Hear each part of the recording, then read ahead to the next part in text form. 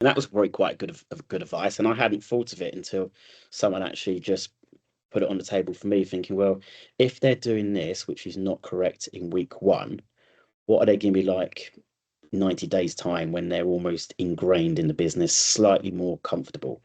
The best you're going to get is week one. People always turn up the most smartly dressed on their first day, and by 2 years down the line, all of a sudden it's slightly loosened off. So that was one of those things I always tried not to forget. And they're always difficult ones when you actually genuinely get on with the individual, but you just know it's not working out for both parties there. And then I've always tried to just be upfront with people, be honest, even if it's really hard for you to do.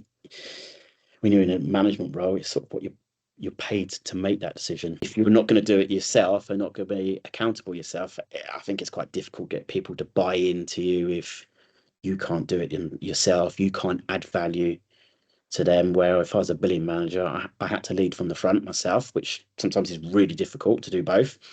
And then when you're in a non-billing role, you've got to add value. If you all of a sudden add value to someone else's desk, their billings, they'll buy into you. If you're adding value, like it could be that they need you to come on a call with them for a second opinion, go to a face-to-face meeting, or help them out with just closing a deal. It can be anything, to be honest.